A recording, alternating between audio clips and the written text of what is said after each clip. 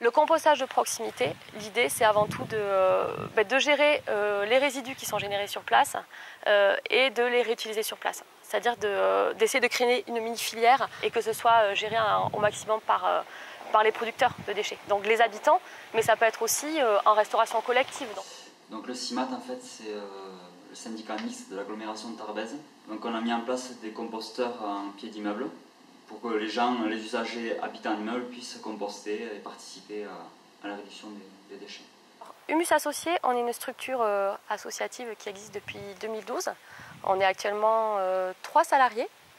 Et donc on accompagne tout ce qui est projet de valorisation de la matière organique dans son ensemble, et ce plus particulièrement au travers de projets de compostage de proximité. La mairie de Canville donc, a monté ce projet de compostage en restauration collective in situ dans les écoles maternelles et primaires ainsi que dans les crèches de la commune. Dans la législation en fait, du Grenelle de l'environnement, les syndicats de collecte des déchets doivent signer un programme de prévention, doivent participer à un programme de prévention. Donc, ce programme a pour objectif de réduire les déchets ménagers assimilés de 7% en 5 ans. Pour réduire 7% du volume des ordures ménagères, c'est difficile d'atteindre ces objectifs sans prendre en considération la part fermentescible des poubelles et donc les matières organiques. Il faut savoir que les matières organiques dans une poubelle équivalent à peu près à 30%. De la poubelle ordures ménagères, donc ça correspond à peu près à 42 kg par habitant et par an. Donc, sachant que sur le CIMAT, on a la moitié des usagers qui habitent en habitat collectif, c'était vraiment un passage obligatoire pour pouvoir atteindre les objectifs qu'on s'était fixés. Et pour les habitants, c'est pas direct, parce que c'est-à-dire que les habitants qui s'engagent aujourd'hui sur les projets de compostage partagé n'ont pas de répercussions directes sur leur facture, sauf pour les collectivités où la redevance incitative est mise en place. Et c'est le cas aussi qu'Oval. Donc c'est vrai qu'il y a des collectivités sur lesquelles les habitants s'intéressaient déjà au sujet du compostage, mais avec cette mise en place de la redevance incitative, se penchent de plus en plus sur cette question du compostage. Il y a ces objectifs-là qui sont dans les programmes locaux de prévention qui concernent seulement la part des ordures ménagères, donc là qui concernent les foyers, qui concerne les particuliers, mais effectivement il y a une circulaire qui est sortie récemment qui concerne tous les gros producteurs. Donc là ça va être tout producteur qui produit plus de 10 tonnes de déchets fermentescibles par an devra en avoir une gestion écologique. Donc compostage ou alors un enlèvement qui sera fait mais qui sera ensuite valorisé sous forme de compost. La crèche, les bébés étant trop petits, c'est le personnel auxiliaire qui s'occupe de faire le tri des déchets et le personnel de cantine qui s'occupe de faire la phase de compostage. Et dans la maternelle, là, il y a tout un travail des animateurs sur l'autonomisation des enfants tout au long de leur cycle scolaire. Donc l'objectif, ça a été de les faire trier leurs déchets dès le début de l'année et dès le cycle petite section. Donc les petits sont mis à table avec des moyens qui leur montrent les gestes pour qu'ils les acquièrent petit à petit. Et les gestes, ça consiste à, sur table, ils trouvent en face d'eux 2 barquettes. Une petite qui va être pour les déchets non fermentescibles, donc ça va être les emballages de yaourt, les papiers de fromage, des choses comme ça. Et une grande barquette dans laquelle ils vont pouvoir mettre les déchets fermentescibles. Ça c'est tous les déchets en fait, de nourriture, cuits, crus, les morceaux de viande qui restent, les morceaux de poisson, les sauces et aussi les serviettes. Avec le plan national de nutrition santé, ça permet de travailler aussi auprès des enfants sur le gaspillage alimentaire. Parce que les enfants, vu qu'ils trient leur reste de plateau, eh bien, ils ont beaucoup plus conscience de ce qui se gaspille, de ce qui se jette. Alors Toulouse Métropole a initié un projet de compostage partagé à l'échelle d'un jardin public. Donc ça fait une quinzaine de composteurs sur des jardins du plein centre toulousain.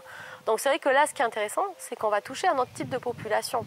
C'est des personnes qui vivent en appartement, mais très souvent, cœur historique de Toulouse, qui n'ont pas de jardin. C'est une très bonne solution pour plein d'urbains qui habitent en hypercentre des grandes villes. Après... Donc vu que nous avons 50% de la population qui habite dans ce genre d'habitat, cet habitat collectif, pour nous il était vraiment nécessaire de développer, après avoir développé la partie compostage en pavillonnaire, développer cette partie-là. On a choisi un pavillon de compostage parce que c'était plus fonctionnel pour nous. Bon, c'est déjà bien de travailler avec des composteurs parce que l'action est la même. Bon, mais nous, les pavillons de compostage, c'est surtout parce qu'il y a plusieurs cellules et ça permet d'avoir beaucoup plus de souplesse. Bon, vu que c'était in situ aussi, on le fait sur les sites des écoles, il faut aussi que ce soit esthétique. Collectivités qui font appel à des prestataires, c'est des marchés publics, tout simplement, avec une enveloppe financière qui est débloquée sur un nombre d'années. Bon, le travail en amont est très important et très lourd. Alors c'est pour ça que c'est important d'avoir de l'aide. Mais pour le démarrage du projet, donc on a procédé à une étude de faisabilité. On s'est fait accompagner dès cette période-là par le bureau salutaire, des tests donc d'organisation, de matériel, et l'aboutissement ça a été donc la quantification des volumes de déchets qui étaient produits pendant les services du midi, et notamment les déchets fermentescibles. Et de ça, on a pu faire des estimations pour imaginer le volume final des pavillons qu'on allait mettre sur chacun des sites. Donc en fait, pour nous, il fallait présenter ça pour que ça soit validé par les élus. Donc on a calculé la réduction de coûts que ça a engendré et on a montré aux élus que bon, si on voulait pérenniser l'action, il fallait au moins un poste à mi-temps.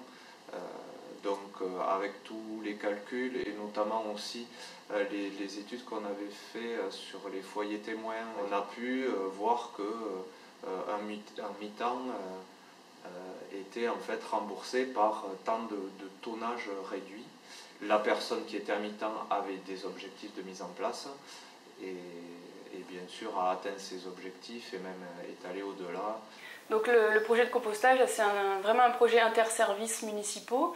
Donc moi, au développement durable, je coordonne, mais il y a tous mes collègues qui sont derrière, donc au service restauration pour le compostage, le service animation pour l'encadrement des enfants sur le temps du midi, et donc le service espace vert intervient aussi pour la phase de basculement des tas de compost en formation vers les cellules de maturation. La condition sine qua non pour que ce type de projet fonctionne, c'est qu'il y ait un noyau solide de personnes motivées et qui sont prêtes à faire perdurer dans le temps. C'est-à-dire qu'on accompagne des projets, les habitants sont autonomes, on disparaît, on est biodégradable. Nous, au bout de quelques mois, on n'est plus là. Par contre, qu'est-ce qui va se passer dans 6 mois, dans 1 an, dans 2 ans, dans 3 ans? Donc on met en place des réseaux de référents. À Toulouse, là, à l'automne, on va organiser les premières rencontres des référents des sites de compostage. Pour lancer un petit peu l'opération, en fait, et puis aussi pour remercier les gens de participer à cette action, on distribue du compost. Alors, ça peut être du compost récupéré sur place, mais bon, vu que la quantité ne correspond pas forcément au nombre d'habitants, en général, on a notre propre compost aussi qu'on leur apporte en plus, comme ça ils peuvent commencer à servir pour leur braconnière.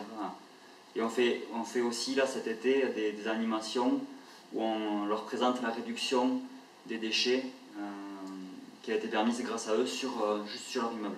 Ça leur permet de se rendre compte vraiment du pourquoi de la chose. La mise en place d'un projet de compostage en milieu collectif, donc on est face à un panel de contraintes qu'il faut bien visualiser. Donc nous, on a choisi de se faire accompagner par le bureau salutaire. Ils nous ont accompagnés dans cette phase de concertation pour faire s'approprier au personnel municipal ces nouveaux outils et démarches de travail qu'est savoir faire le compost.